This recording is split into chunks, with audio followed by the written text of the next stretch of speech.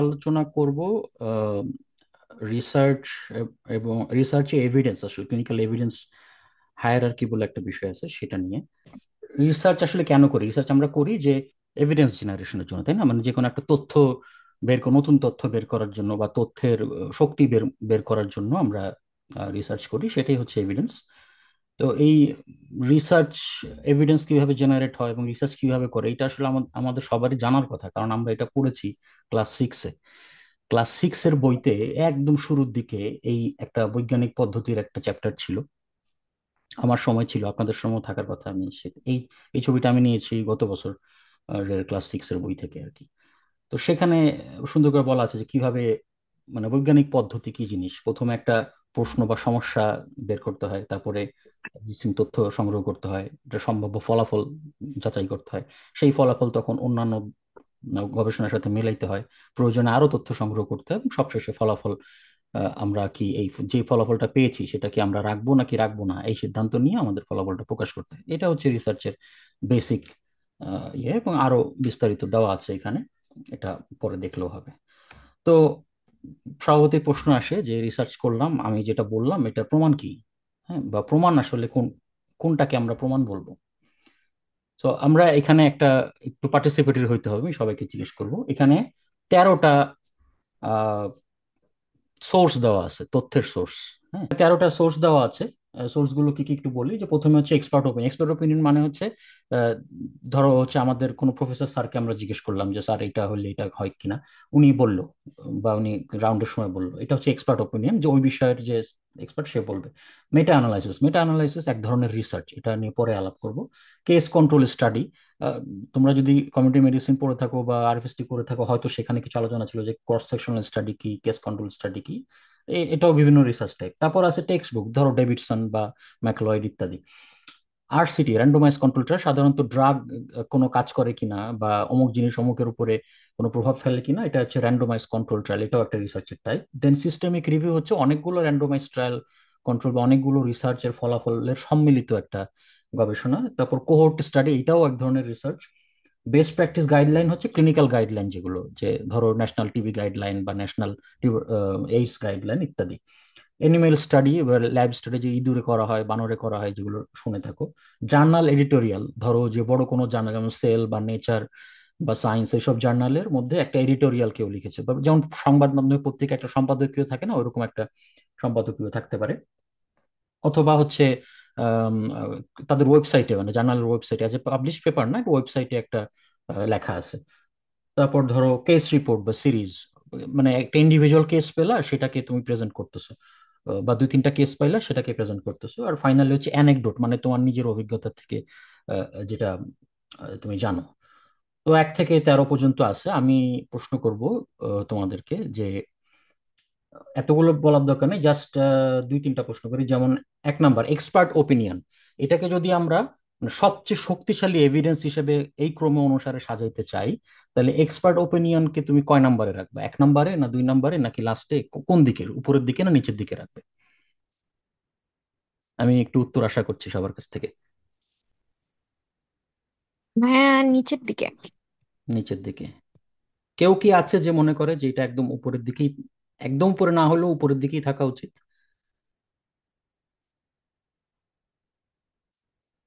আচ্ছা, কেউ মনে করছে না। এরপরে আমি যদি বলি যে টেক্সট বুক।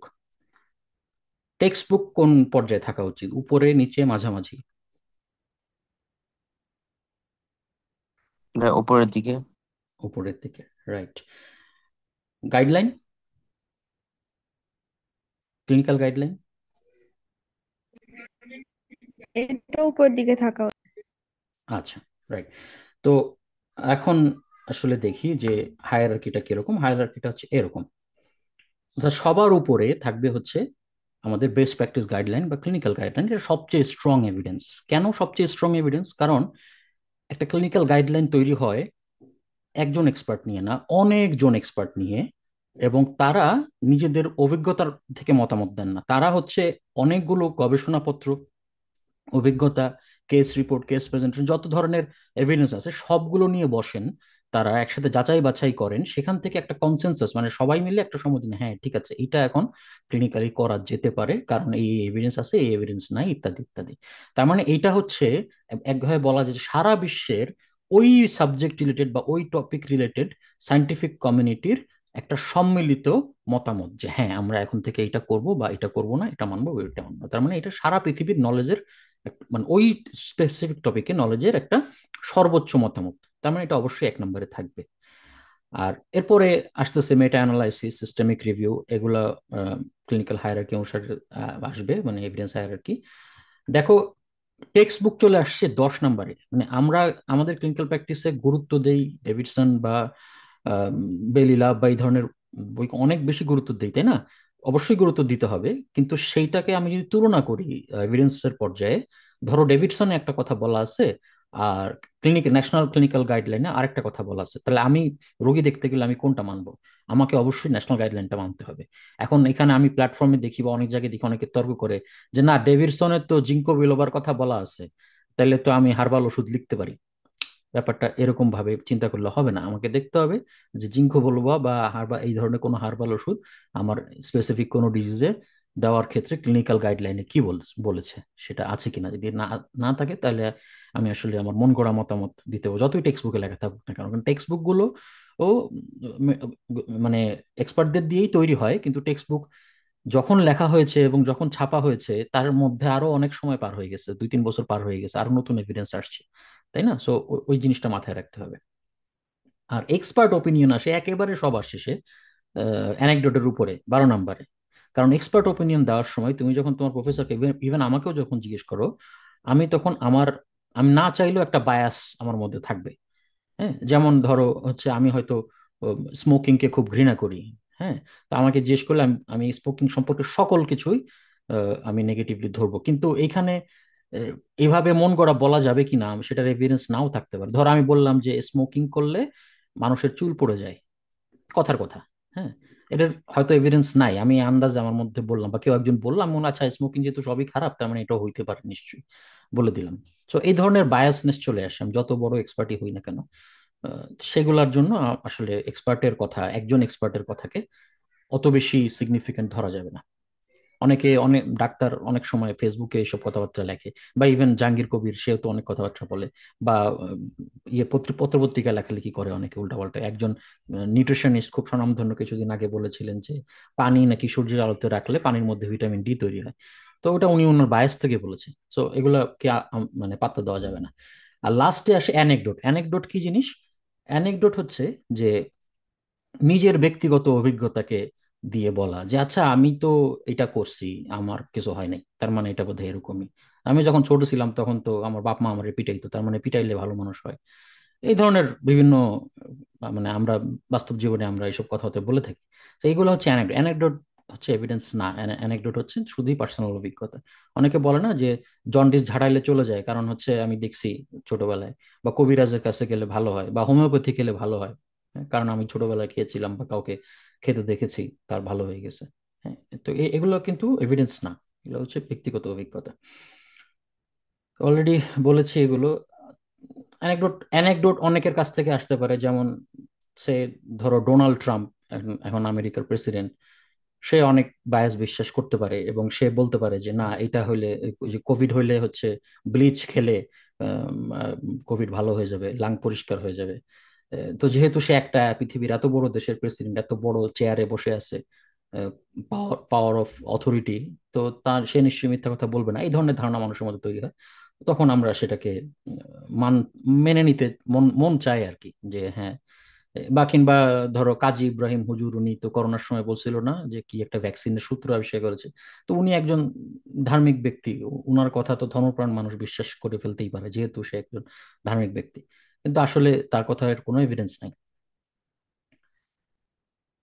সো এইটা হচ্ছে এভিডেন্স পিরামিড, আমি এটা শেয়ার করে দিব তোমাদের সাথে, তোমরা পরে দেখে নিও যে কোনটার গুরুত্ব সবচেয়ে বেশি, কোনটার গুরুত্ব কম। এখানে বেশ কয়েকটা পিরামিড আছে, আহ, সবই মোটামুটি একই, ঘুরে ফিরে কোথাও কম কোথাও বেশি, এটা এখন আর ডিসকাস করছি না। তো তাহলে আমাদেরকে যে কোনো রিসার্চ পড়তে গেলে বা সায়েন্টিফিক তথ্য যাচাই করতে গেলে আমাদেরকে রিসার্চের কোয়ালিটিটা বোঝা শিখতে হবে, এবং সেটার মধ্যে কি কি ধরনের বায়াস আছে, মানে কি কি ধরনের সমস্যা আছে, লিমিটেশন আছে ওই রিসার্চে, সেটা বুঝতে হবে। যে কোনো কিছু পেলেই ঝট করে বিশ্বাস করে ফেলা যাবে না। তো যেমন এটা জাস্ট একটা কার্টুন, মনে করো যে দুইটা পেঙ্গুইন বলছে যে 99% পিপলকে সার্ভে করা হয়েছে এবং তারা বলছে যে তারা লোনলি এবং তারা কারোর সাথে কথা বলতে চায়। তো এই সার্ভেটার সমস্যা কি? সার্ভেটার সমস্যা হচ্ছে আহ, এই সার্ভেতে রেসপন্স করেছে, মানে সার্ভেতে অংশগ্রহণ করেছে যারা কথা বলতে চায় তারাই, যারা কথা বলতে চায় না তারা তো সার্ভেতে অংশগ্রহণ করে নাই। তো তাদের রেজাল্ট তো এখানে আসবে না। তাহলে এটা কি হবে? এটা হচ্ছে একটা রিপ্রেজেন্টেশন বায়াস। বায়াস মনে হবে যে আচ্ছা, যারা সার্ভে পার্টিসিপেট করলো তারা সবাই বোধহয় লোনলি, তারা সবাই কথা বলতে চায়, কিন্তু যারা সে কথা বলতে চায় না তারা তো অংশগ্রহণই করেনি। তাহলে ওই ডাটাটা মিসিং এখানে। একইভাবে এটাও এটাও একটা গল্প যে ছেলে মেয়েকে বাবা বলতেছে যে আচ্ছা, আমি অনেক মোটা হয়ে গেছি, আমার জামা ফিট করতেছে না, কারণ আমি হচ্ছে গরমকালে ওই সোয়েট প্যান্ট মানে ঢিলা প্যান্ট পরতাম, তখন বুঝি নাই কি পরিমাণে খাইছি। হ্যাঁ, তো সেজন্য মোটা হয়ে গেছে। এরপরে বাচ্চা দুইটা বলতেছে আচ্ছা, তার মানে হচ্ছে সোয়েট প্যান্ট পরলে বা ঢিলা প্যান্ট পরলে মানুষ মোটা হয়। তো এরকম কনক্লুশনে তো আসা যাবে না। Correlation is not equal to causation, মানে দুইটার মধ্যে সম্পর্ক থাকা মানেই যে একটা আরেকটাকে মানে ঘটনা ঘটাচ্ছে, ব্যাপারটা এরকম না। এখানেও আরেকটা ব্যাস, এত লেখা পড়তে হবে না, আমি বলে দিই যে ধরো একটা স্টাডি তারা করতে চেয়েছে, দুজন সায়েন্টিস্ট র্যান্ডমলি মানুষ নিবে। যে কোনো রিসার্চে র্যান্ডমাইজেশন গুরুত্বপূর্ণ, যেন বায়াস না থাকে। তো তারা একটা মিউজিক প্লে করবে এবং মিউজিকের প্রতি মানুষের ব্রেন সিগন্যাল কেমন রেসপন্স করে, এই ধরনের একটা রিসার্চ করবে। তো দেখা গেল যে র্যান্ডমলি নেওয়া হচ্ছে, আনইনটেনশনালি দেখা গেছে যে বেশিরভাগ পার্টিসিপেন্ট ফিমেল, আহ, অল্প কিছু মেইল আসছে। তো এই রিসার্চ যদি করে তাহলে কি হবে যে মেল ফিমেল ইকুয়াল রেশিও হলো না, তখন এটাকে জেনারেলাইজ করা যাবে না, এটাকে বায়াস চলে আসবে, জেন্ডার বায়াস চলে আসবে। তো এই বায়াস আটকানোর জন্য কি করা যায়? আমরা যখন শুরুতেই রিক্রুট করব তখন আমরা বলে নিব যে না, আমরা সেই ধরো 50 জন যদি হয় তাহলে 50 জন ফিমেল নিব, 50 জন মেল নিব। তাহলে একটা ব্যালেন্স থাকবে, আদারওয়াইজ এটা নষ্ট হয়ে যেতে পারে, এই ব্যালেন্সটা, বায়াস চলে আসতে পারে। এত কিছুতে যাচ্ছি না। আরেকটা প্রশ্ন, সেটা হচ্ছে যে আমরা প্রায় প্রচুর গবেষণা দেখি বা আমরা অনেকে করিও, সেগুলো হচ্ছে online survey based, Facebook survey based বা Google form survey based. Specially mental health নিয়ে এই ধরনের বেশি হয় যে সে মেডিকেল স্টুডেন্টদের মধ্যে কতজন ডিপ্রেশনে ভুগছে। হ্যাঁ, এরকম একটা এর ধরনের অনেক স্টাডি আছে। এবং সেটার জন্য আমি একটা গুগল ফর্ম ক্রিয়েট করলাম, আমি প্ল্যাটফর্মে দিলাম বা অন্যান্য গ্রুপে দিলাম, সেখান থেকে মানুষ ফিল আপ করলো। ফিল আপ করে দেখা গেল যে উম, একটা একটা পার্সেন্টেজ অফ মানুষ ডিপ্রেশনে, ধরো 20% মানুষ বলেছে যে তারা ডিপ্রেশনে ভুগছে। এখন আমি যদি বলি যে হ্যাঁ, তার মানে মেডিকেলে 20% মানুষ, স্টুডেন্ট, ডিপ্রেশনে থাকে। এখন এইটা আসলে কতটা রিপ্রেজেন্টেটিভ? এই এই স্টাডিতে সমস্যা কি? কি ধরনের বায়াস থাকতে পারে? তোমরা একটু বলো কেউ। এই এই ফর্মটা তো টেকনোলজিক্যালি সাউন্ড, এই পিপলদের কাছেই খালি যাচ্ছে। সো যারা ফর্মটা ফিল আপ করছে না বা যাদের কাছে এই এক্সেস, মানে যারা এক্সেসটাই পাচ্ছে না ফর্মটার, যে এই রিলেটেড একটা সার্ভে হচ্ছে, তাদেরকে তো আমরা কাউন্ট করতেছি না এখানে। রাইট, কিন্তু মেডিকেল স্টুডেন্টের উপর করছি, কারণ মেডিকেল স্টুডেন্ট ধারণা করা যায় যে তাদের কাছে অ্যাক্সেসটা আছে, সবাই যেহেতু মোটামুটি কম বেশি স্মার্টফোন ইউজ করে। বাট এটা হতে পারে, এটার ছাড়া আর কি হতে পারে? আর কেউ?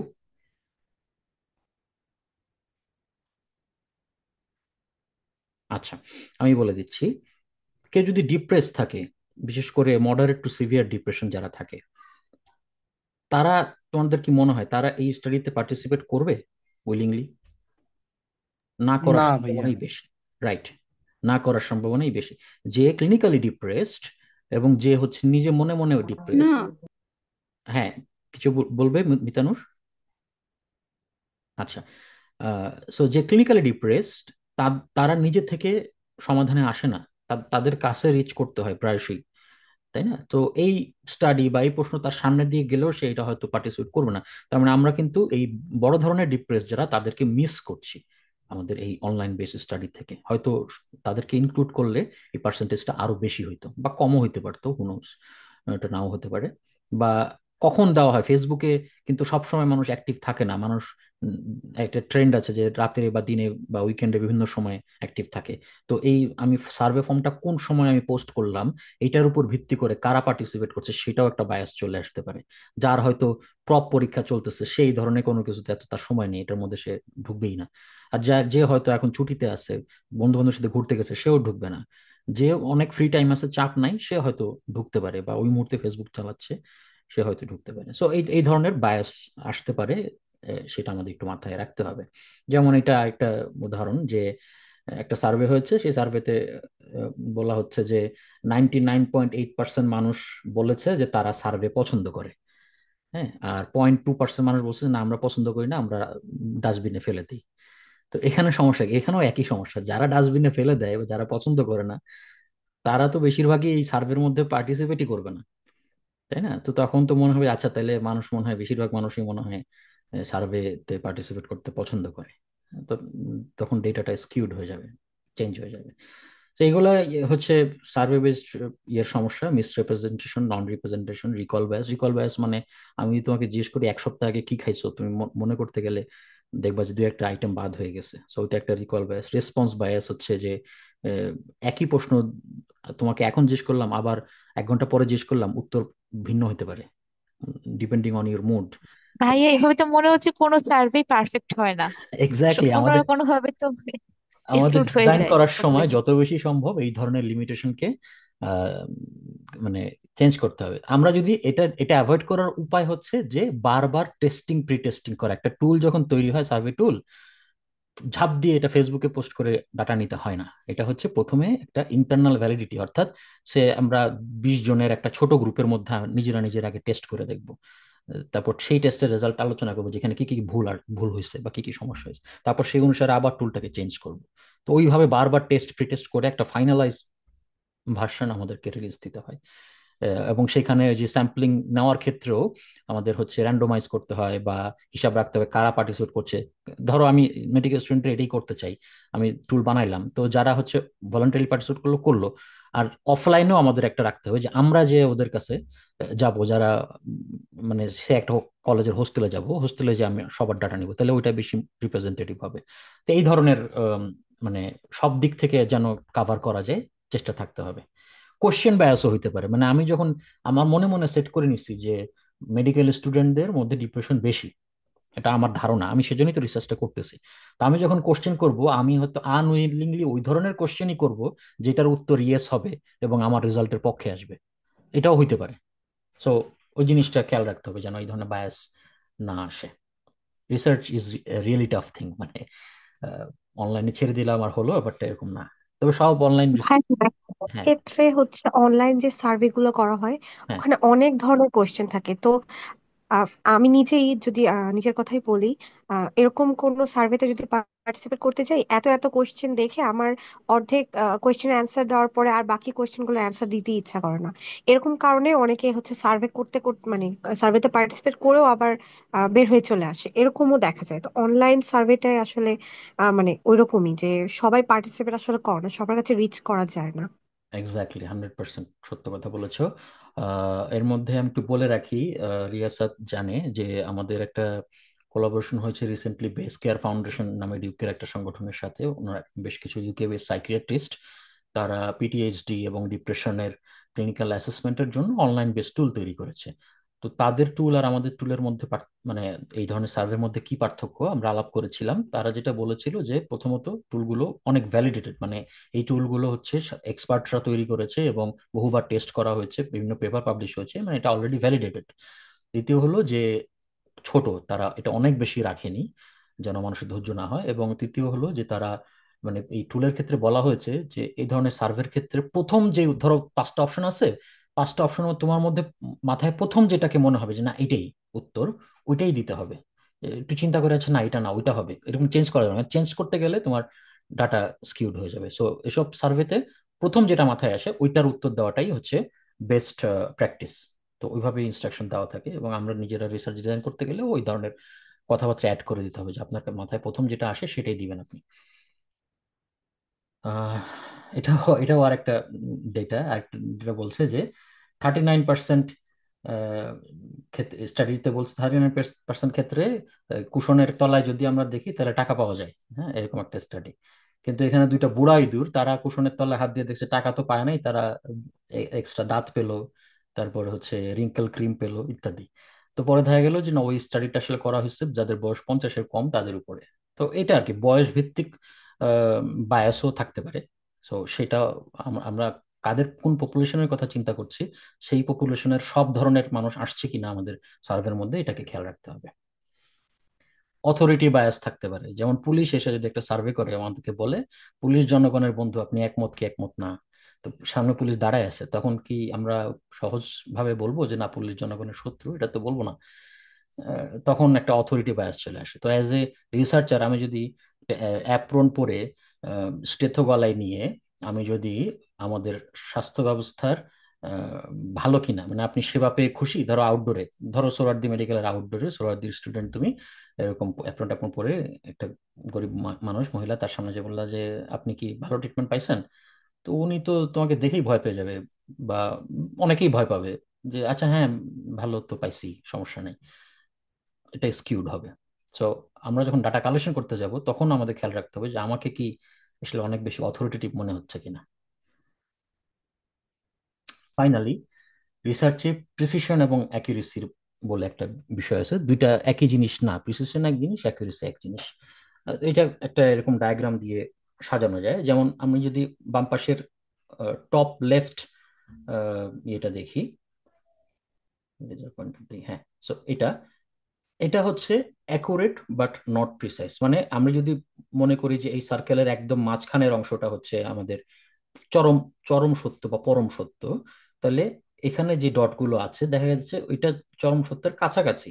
হ্যাঁ, কাছাকাছি, তার মানে এটাকে অ্যাকুরেট বলা যায়। কিন্তু এই সত্যগুলা, প্রতিটা সত্যের মাঝে অনেক ডিফারেন্স আছে, এক একটা এক একটা থেকে বেশ দূরে।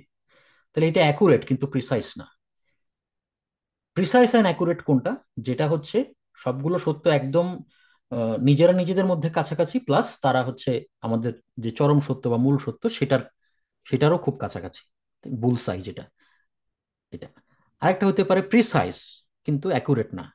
মানে আমরা হয়তো 10টা সার্ভে করেছি, 10টার উত্তরই একই রকম কাছাকাছি এসেছে, কিন্তু সবগুলোই ভুল উত্তর। তাহলে সেটা প্রিসাইজ হবে কিন্তু অ্যাকুরেট হবে না। আর লাস্টলি আরেকটা, যে প্রিসাইসও না অ্যাকুরেটও না, তার মানে এটা বোঝাই যাচ্ছে যে বিভিন্ন দিকে ছড়ানো আমাদের ডাটা পয়েন্ট গুলো। তো এটাকে আরেকটা ইয়ে দিয়ে বোঝানো যায়, একই জিনিস একই কথা এখানে বলা হলো। সো এইটুকু ছিল হচ্ছে যে এভিডেন্স হায়ারার্কি এবং আহ, কিভাবে তুমি মানে রিসার্চকে ইয়ে করবে। আমার আরেকটা ছোট সেগমেন্ট আছে, আমি আর 10 মিনিট সময় নিব, বাট এইটুকুর মধ্যে তোমাদের কারো কোনো প্রশ্ন আছে কিনা সেটা বলতে পারো।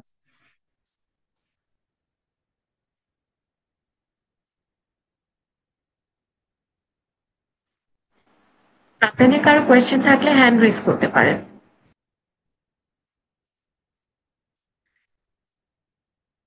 আচ্ছা, যদি প্রশ্ন না থাকে তাহলে আমার নেক্সট সেগমেন্টে যাই। আহ, সেটা বেসিক্যালি প্রশ্ন করেছিল কেউ একজন যে আমি কিভাবে রিসার্চ পড়ে বুঝতে পারি না, অনেক সমস্যা থাকে, সেটা কিভাবে আমি সমাধান করতে পারি। এটা খুবই গুরুত্বপূর্ণ একটা প্রশ্ন, এবং সেজন্যই আমি এটা একটু আলোচনা করতে চাচ্ছি। দেখা যাচ্ছে? জি ভাইয়া। জি ভাইয়া। আচ্ছা, তো তোমরা কেউ কি চ্যাট জিপিটি, জেমিনি, গ্রক, তারপরে আর কি জানি আছে, ডিপসিক, এগুলো ইউজ করো কেউ? জি ভাই, সবগুলি। জি ভাইয়া।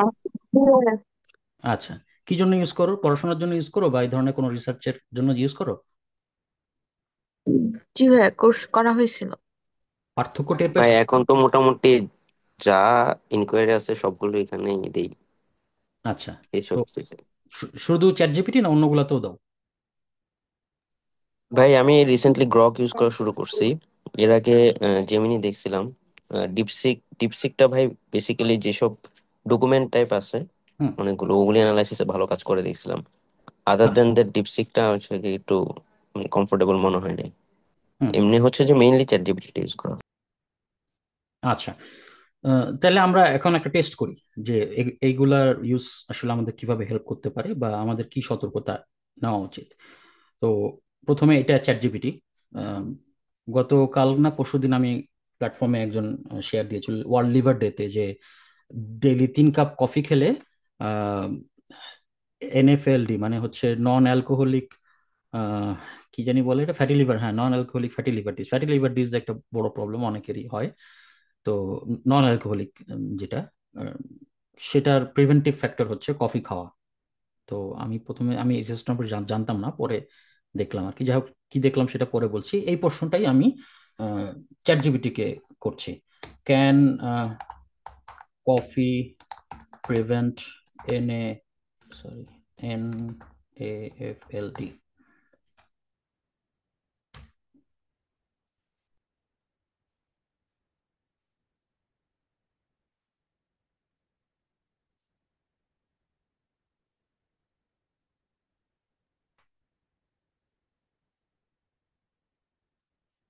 আচ্ছা, তো সে উত্তরটা দিল যে হ্যাঁ, সেখানে এর পক্ষে কিছু এভিডেন্স আছে এবং কি কিভাবে হেল্প করতে পারে বেশ কয়েকটা মেকানিজম সে দিয়েছে, এবং কতটুকু কফি বেনিফিশিয়াল সেটাও সে দিয়েছে, 2 থেকে 4 কাপের মতো। আহ, অন্যান্য কি কি জিনিস খেয়াল রাখতে হবে সেটাও সে দিয়েছে, এবং পরে জিজ্ঞেস করছে যে আরো কোনো ফুডের ব্যাপারে আমি জানতে চাই কিনা।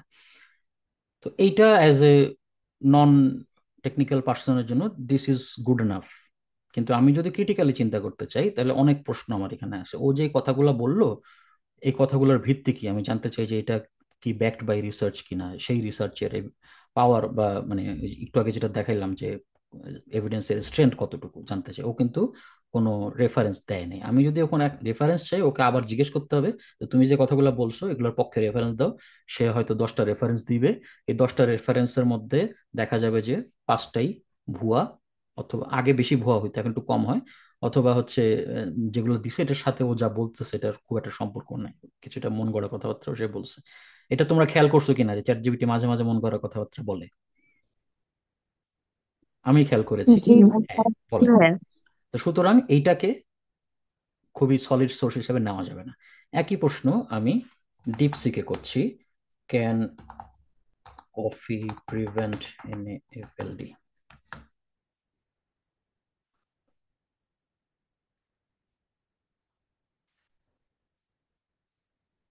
আচ্ছা, সেও বলছে যে হ্যাঁ, এরকম কফির প্রোটেক্টিভ ফ্যাক্টর আছে, কারেন্ট রিসার্চ এগুলো বলছে। সে বেশ কয়েকটা পয়েন্ট দিল যে কি কিভাবে বেনিফিট হইতে পারে, সেটার কিছু মেকানিজমও দিল। সে আবার লিমিটেশনও দিচ্ছে। দেখো, চ্যাট জিপিটি লিমিটেশন বলে নাই, ও আবার একটু লিমিটেশনও বলে দিচ্ছে, আর এক্সপার্টরা কি বলে সেটাও বলে দিচ্ছে। তারপরে আবার লাস্ট একটা সামারি, মানে এটার ডিপসিকের উত্তর ডেলিভারি দেওয়ার মোডটা একটু বেটার চ্যাট জিপিটির চেয়ে। কিন্তু এখানেও সমস্যা একই, যে ও প্রথম উত্তরেই সে রেফারেন্স দেয় না, ওকে আবার জিজ্ঞেস করতে হবে, এবং সেটার কতটা ভ্যালিড তা নিয়ে বিভিন্ন ভ্যারিয়েবল উত্তর পাওয়া যায়। গ্রককে জিজ্ঞেস করি, can coffee prevent NAFLD?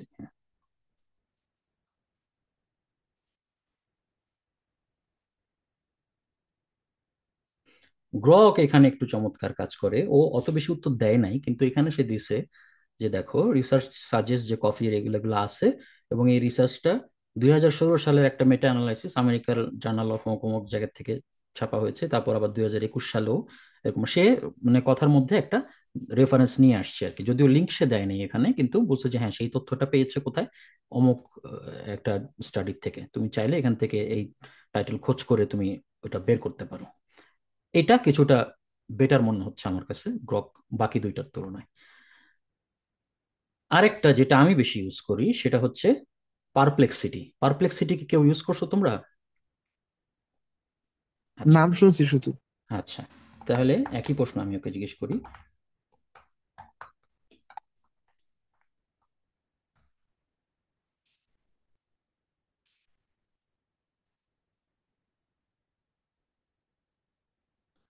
Perplexity হচ্ছে এই একই রকমই এআই, কিন্তু ও হচ্ছে মানে রিসার্চারদের জন্য বা হচ্ছে টেকনিক্যাল এক্সপার্টদের জন্য আরো বেশি কিউরেটেড, মানে তাদের মতো করে সে উত্তর দেওয়ার চেষ্টা করে এবং সেইভাবে সে তথ্য সাজায়। যেমন এখানে দেখো, একদম শুরুতেই সে বলে দিছে যে এটা এক কথা উত্তর দেওয়া যাবে না, এটা একটা কমপ্লেক্স বিষয়। অবশ্যই এটা একটা কমপ্লেক্স বিষয়। তারপরে বলছে যে রেগুলার কফি খেলে কমে, NAFLD রিস্ক কমে, এবং সেই রিস্ক কতটুকু কমে, এটা হচ্ছে এই 0.77, এটা হচ্ছে রিস্ক রেশিও। এই যে অনেকে তোমরা বলেছো যে অনেক স্ট্যাটিস্টিক্স হয়তো বুঝো না, এটা আস্তে আস্তে বুঝবা। সহজ কথায় রিস্ক রেশিও বা হ্যাজার্ড রেশিও বা অডস রেশিও, এগুলা হচ্ছে তুলনা, মানে খাইলে কতটুকু হবে বা না খাইলে কতটুকু হবে সেটা তুলনা। মানে এটা যদি একের কম থাকে ভ্যালুটা, তার মানে সেটা প্রোটেক্টিভ ফ্যাক্টর। একের বেশি থাকলে সেটা হচ্ছে পজিটিভ ফ্যাক্টর। তার মানে এনএফএল এটা একের কম 0.77, তার মানে এটা হচ্ছে প্রোটেক্টিভ ফ্যাক্টর আমার জন্য। আমি যদি খাই কফি তাহলে হচ্ছে আমার ফ্যাটি লিভার ডিজিজ হওয়ার সম্ভাবনা কম। আহ, যারা খাচ্ছে না তাদের তুলনায় কত গুণ কম? 0.77 গুণ কম। এবং এটার দেখো এই যে পাশে দেওয়া আছে কোত্থেকে সে পাইলো। আমি ক্লিক করলে এখন আমাকে সাথে সাথে ওই জার্নালের ওই অরিজিনাল রিসার্চ পেপারে নিয়ে যাবে। প্রতিটা লাইনে সে মোটামুটি যা বলছে তার এগেনস্টে সে একটা দুইটা করে রেফারেন্স এখানে দিয়ে দিছে। তো এইটা আমার কাছে আরো বেশি সলিড এবং রিলায়েবল। এখন তারপরও এটা একটা এআই, ও একটা মানুষের মতোই চিন্তা করে। ও ওর মধ্যে বায়াস থাকতে পারে, সে হয়তো পজিটিভ গুলাই তুলে ধরছে, নেগেটিভ গুলো আনে নাই, বা লিমিটেশন অল গুলো আনে নাই। তাহলে আমার কি করণীয়? আমি যদি নর্মাল গুগলে সার্চ দেই তাহলে কি আসে? নর্মাল গুগলে সার্চ দিলে গুগলের নিজস্ব যে এআই যে জেমিনি, ও একটা উত্তর দেয়। সেগুলোর তো কিছু থাকে, বাট এগুলো মাঝে মাঝে ভুয়া হয় আমি দেখেছি। বাদ দিলে আমাদের হচ্ছে যে সার্চ রেজাল্ট, সেই সার্চ রেজাল্টটা আসে। তো এখান থেকে আমাদের প্রথমে বুঝতে হবে যে আমি কোনগুলো জার্নাল বা রিসার্চ পেপার আর কোনগুলো পেপার না। যেমন হচ্ছে এই যে এনআইএইচ এর যেসব লিঙ্কগুলো আছে, ন্যাশনাল ইনস্টিটিউট অফ হেলথ, পাবমেডও নামে পরিচিত, পাবমেড এটার একটা পার্ট। সো এগুলো হচ্ছে সব রিসার্চ পেপার। কিন্তু যেমন ব্রিটিশ লিভার ট্রাস্ট, এটা রিসার্চ পেপার না, এটা হচ্ছে একটা সংগঠন, একটা একাডেমিক সংগঠনের পেজ। তো এটাকে এক্সপার্ট ওপিনিয়ন হিসেবে ধরা যাবে, বাট এটাকে রিসার্চ পেপার হিসেবে ধরা যাবে না। এলসভিআর একটা জার্নালের নাম, ইউ শিকাগো মেডিসিন, এটা ইউনিভার্সিটি পেজ, তাই না? সো এরকম আমেরিকান সাইকোলজিক্যাল সোসাইটির জার্নাল, এটা একটা রিসার্চ পেপার। সো এইভাবে আমাদের ওয়েব এমডি কোনো রিসার্চ পেপার না, এটা একটা ওয়েবসাইট, কিন্তু ওরা সাইট করে, ওরা দিয়ে দেয় যে কি কি আছে।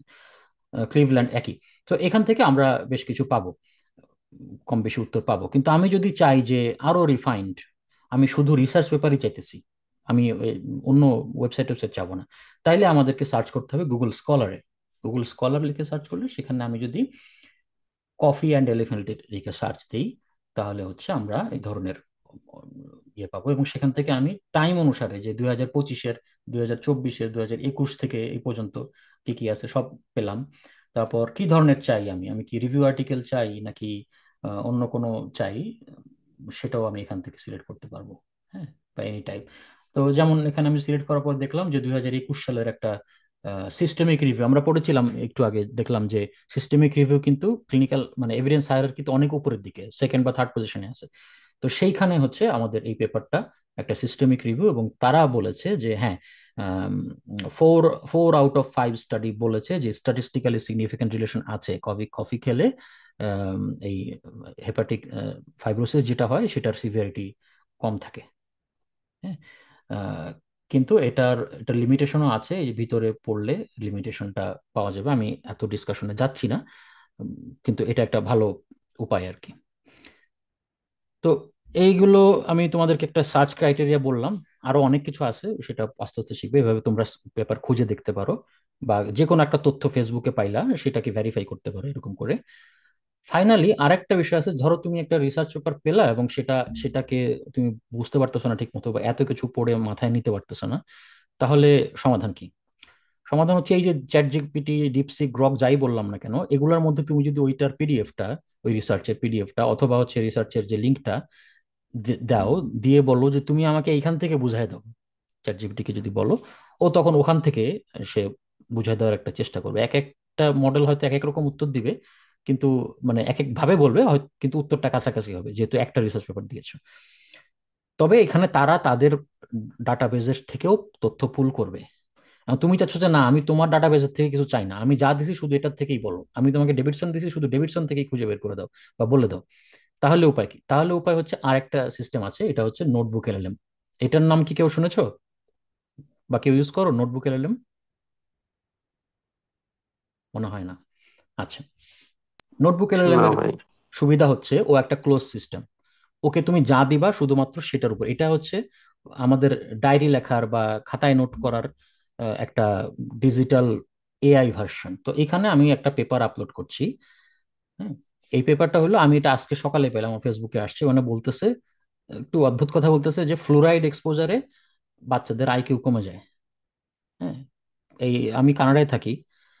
কানাডাতে, ইউএসএ তে, ইউকে তে হচ্ছে পানিতে, মানে খাবার পানিতে ফ্লুরাইড যোগ করা হয় বাচ্চাদের ওই দাঁতের এনামেল যেন নষ্ট না হয়। ফ্লুরাইড তো একটা দাঁতের গঠনের জন্য ভালো, এটা তো স্পেশাল ডেন্টিস্ট যারা তারা জানো। বা হচ্ছে ইয়ে থাকে, পেস্টের মধ্যে, টুথপেস্টের মধ্যেও ফ্লুরাইড থাকে, তো আমরা এতদিন জানতাম যে হ্যাঁ এটা তো ভালো জিনিস।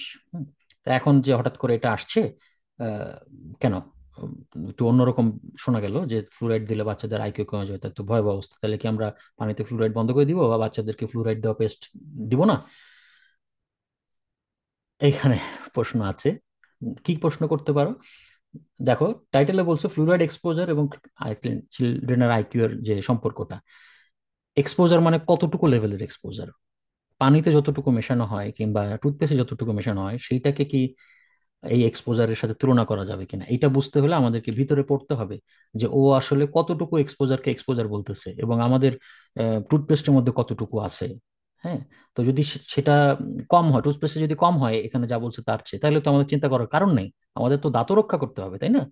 তো সেটা নিয়ে প্যানিক করা যাবে না। তো এইটা যদি কোনো সাংবাদিক দেখে, দেশীয় সাংবাদিক, সে হয়তো বিশাল বড় করে নিউজ করবে যে হ্যাঁ ফ্লুরাইড দেওয়ার কারণে বাচ্চাদের বুদ্ধি শুদ্ধি কমে যেতেছে, আমাদের সব বন্ধ করে দিতে হবে ফ্লুরাইড।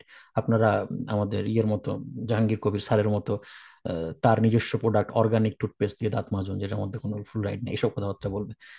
কিন্তু আমাদেরকে একটু ভিতরে পড়তে হবে। তো এই জিনিসটা আরো ভালো করে পড়ার জন্য আমি এখানে দিলাম। আহ, এখন এই সে আপলোড করে ফেলেছে এটা। সরি, আমি ভুল জিনিসটা আপলোড করেছি, আমি আবার আরেকটা দিই।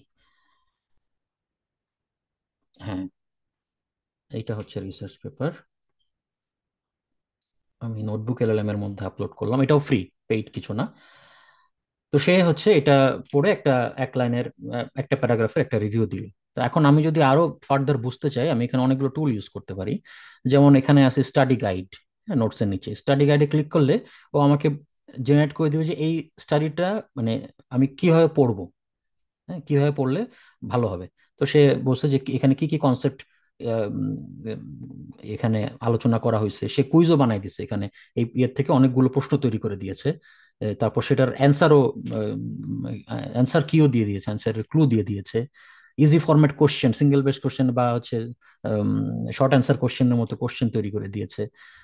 তারপর হচ্ছে এখানে ওর যেসব টার্মগুলো আলোচনা করে সেই টার্মগুলো মানে কি, হ্যাঁ আমাদের নাই জানা থাকতে পারে, সেই টার্মগুলোর অর্থ এখানে দিয়ে দিয়েছে। তো এটা একটা স্টাডি গাইডের মতো আম, করে হইলো। তারপর আর কি আছে যে ব্রিফিং ডক, ব্রিফিং ডকে দিলে ও নিজের মতো করে এটার একটা সামারি তৈরি করে দিবে, এবং সেটা এজ এ ব্রিফ হিসাবে বলবে আর কি, যে এটার মধ্যে কি কি আছে, হ্যাঁ কি কি আলোচনা করা হয়েছে, সে একটা ব্রিফিং ডক হিসাবে বলে দিল। তারপর ধরো এফএকিউ যদি দেই, এফএকিউ সে হচ্ছে প্রশ্ন উত্তর আকারে একটা দিবে। টাইমলাইন যদি দেই তাহলে এখানে এই রিসার্চের বিভিন্ন টাইমলাইন নিয়ে হয়তো আলোচনা করা হয়েছে সেটাকে বলবে। আর আরেকটা মজার ব্যাপার হচ্ছে এই ডিপ ডাইভ কনভারসেশন, এখানে জেনারেট দিলে সে যেটা করে, দুইজন বন্ধু ইংলিশে আলাপ করবে এই রিসার্চ পেপারটা নিয়ে, সেই ধরনের একটা কনভারসেশন সে এখানে জেনারেট করে দিবে। এটা একটু টাইম লাগে হইতে, বাট এটা হলে দেখা যাবে যে ওইটা পড়েও ভালো মতো বোঝা যায়। এবং চাইলে এটাকে এই অডিও ওভারভিউ শুনলে সে বলবেও। আরো আছে এখানে মাইন্ড ম্যাপ আছে, মাইন্ড ম্যাপে ক্লিক করলে সে একটা ম্যাপের মতো করে তোমাকে, এক মিনিট, হ্যাঁ এই যে দেখো ম্যাপের মতো করে বানিয়ে দিচ্ছে যে এখানে কি কি বিষয় নিয়ে আলোচনা করা হলো, স্টাডি সিলেকশন, সেই সিলেকশনের মধ্যে কিভাবে কি ধরনের পার্টিসিপেন্ট নেওয়া হয়েছে সেটা নিয়ে এখানে আলাপ আসছে। হ্যাঁ, এবং এই জায়গার মধ্যে তুমি আবার ওকে প্রশ্ন করতে পারবা যে আচ্ছা এটা কেন করলো, এটা কেন করলো। So this is a really good tool. যে কোনো পড়াশোনাকে তুমি চিন্তা করো, যদি ডেভিডসনই পড়তে চাও, ডেভিডসন যদি এখানে আপলোড করে দাও এবং তারপর তুমি বলো যে এখান থেকে আমাকে কোশ্চেন জেনারেট করে দাও, তাহলে এটা কতটা মানে উপকারী হইতে পারে তোমার জন্য আর কি। সো এইটুকুই আপাতত আমার বলার ছিল। কারো কোনো প্রশ্ন থাকতে বলতে পারো।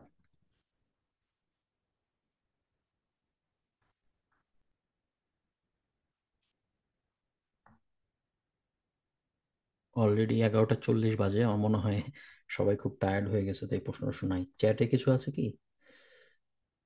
আহ না, চ্যাটেও দেখতে পাচ্ছি না। মনে আসসালামু আলাইকুম ভাইয়া। ওয়ালাইকুম আসসালাম। সরি, আমার একটু নেটওয়ার্ক ইস্যু ছিল। আহ, আমাদের প্রোগ্রাম মেবি একদম শেষ পর্যায়ে চলে এসেছে। জুবাইর মুমিন ভাই, আপনি কি আমাদের সাথে উপস্থিত আছেন?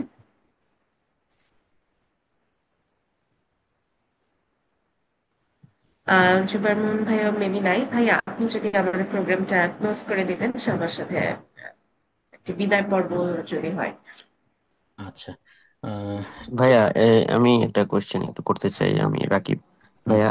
আমরা হচ্ছে যে স্টেপস ওগুলি সম্পর্কে জানতে পারলাম, আর হচ্ছে যে যে কিভাবে পড়তে হবে সেটা জানতে, মানে একটা রিসার্চ পড়তে হলে কিভাবে কি করতে হয় সেটা জানতে পারলাম।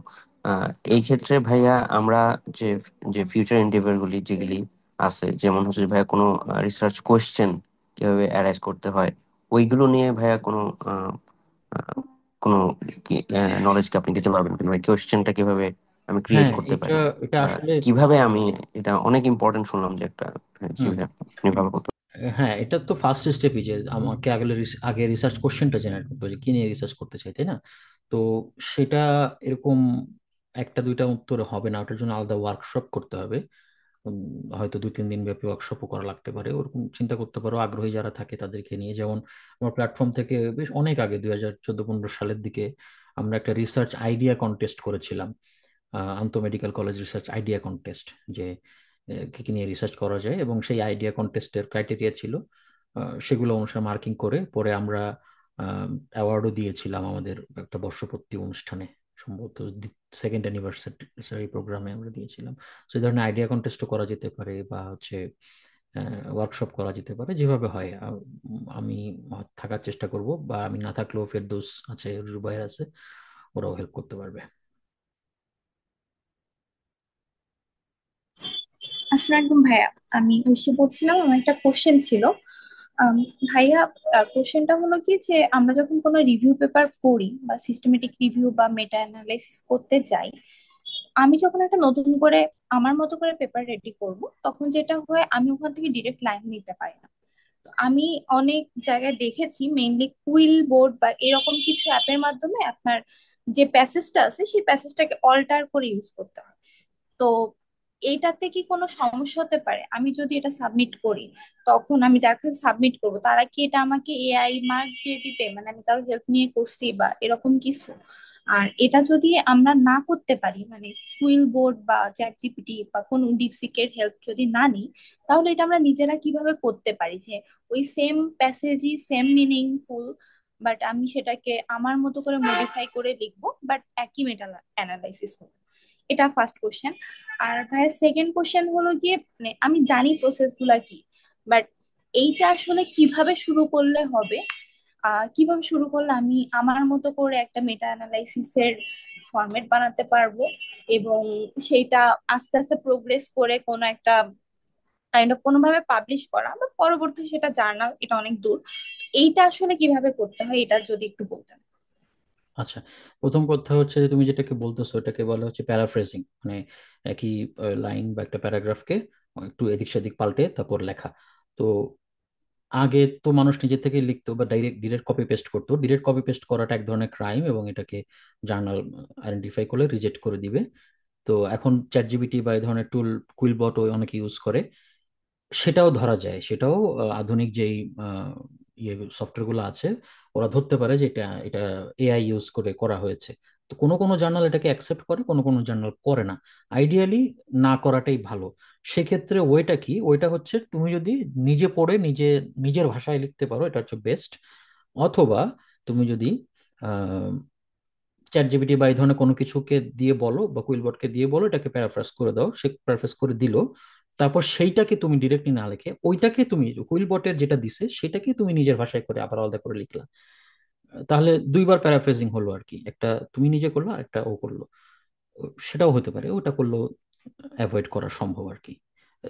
বাট এর চেয়ে সহজ ওয়ে নাই। আমি বলবো যে নিজে থেকে করাই বেটার, বা নিজের থেকে করতে ঝামেলা হলে চ্যাট জিপিটি বা কুইলবটকে দিয়ে করায় তারপর সেটাকে নিজের মতো নিজের ভাষায় লেখা। এখন আমরা অনেক সময় চিন্তা করি যে আমাদের হয়তো গ্রামার ঠিক হলো না বা ইত্যাদি ঠিক হলো না, সেক্ষেত্রে গ্রামারলি ইউজ করতে পারো। গ্রামারলি যে টুলটা আছে ওইটা দিয়ে তোমার ভাষার স্ট্রাকচারটা ঠিক করতে পারো, ওইটাতে সমস্যা নেই। সেটাকে প্যারাফ্রেজিং ধরবে না। আর দ্বিতীয় হচ্ছে যে রিসার্চ পেপার বা রিভিউ পেপার নিজের লেখার ক্ষেত্রে মেটা অ্যানালাইসিস অনেক কঠিন এবং বড় মাপের পেপার। এটা নিজে থেকে করতে পারাটা কঠিন। সাধারণত মেটা অ্যানালাইসিস করার জন্য একটা বড় টিম লাগে, অনেক দিনের সময় লাগে। বাট নিজে নিজে চাইলে রিভিউ লেখা যায়, ন্যারেটিভ রিভিউ যেগুলো বলে। তো সেটা করার বেস্ট ওয়ে হচ্ছে, প্রথমে তোমার মাথায় তো একটা প্রশ্ন আসছে তাই না, যে এই রিলেটেড আমি একটা মেটা অ্যানালাইসিস করতে চাই বা একটা রিভিউ লিখতে চাই এই টপিকে, তাহলে এক্সিস্টিং কি কি লিটারেচার আছে। প্রথম কাজ হচ্ছে পড়া, তাই না? তো তুমি যদি সার্চ করো দেখবা যে অলরেডি এইটার উপরে কোনো না কোনো বা কাছাকাছি কোনো না কোনো মেটা অ্যানালাইসিস বা সিস্টেমিক রিভিউ বা ন্যারেটিভ রিভিউ পেপার আছে। তাহলে তাদের যে কোনো একটার স্ট্রাকচার ফলো করো, যে হ্যাঁ ঠিক আছে আমি এটার স্ট্রাকচারটা, ইউজুয়ালি ভালো জার্নালগুলোর স্ট্রাকচার ফলো করবা। দেন আমি চিন্তা করি আচ্ছা তাহলে প্রথমে আমাকে ইন্ট্রোডাকশন লিখতে হবে। দেখি তো ওরা ইন্ট্রোডাকশনে কি কি লিখছে। আচ্ছা ওরা ইন্ট্রোডাকশনে এই টপিক নিয়ে আলোচনা করছে, তাহলে আমি ওইগুলো নিয়ে আলোচনা করব, সাথে আর কি নিয়ে আলোচনা করা যায় সেটাও একটু ঢুকাবো। তাহলে ইন্ট্রোডাকশনের জন্য তোমার একটা আলাদা রিডিং থাকবে, তারপর হচ্ছে মেথডস এর জন্য একটা আলাদা রিডিং লিস্ট থাকবে, তারপর ডিসকাশন এবং রেজাল্টস এর জন্য একটা আলাদা রিডিং লিস্ট থাকবে। এরকম করে তুমি আহ, একটা ধরো কালেকশন অফ পেপার্স বানাবা, যে এতগুলো 10টা 20টা 50টা 100টা পেপার আমি ইউজ করব আমার এই রিভিউটা লেখার জন্য, এবং তারপর ভাগ করবো যে এগুলাকে আমি ইন্ট্রোডাকশনে দিব, এগুলার নিয়ে আমি রেজাল্টে ডিসকাস করব। এইভাবে হচ্ছে তোমার লার্নিংটা হবে আর কি। আর দেন তোমার এই রিসার্চ পেপার তো আসলে কেউ একা পাবলিশ করে না, কো অথররা থাকে।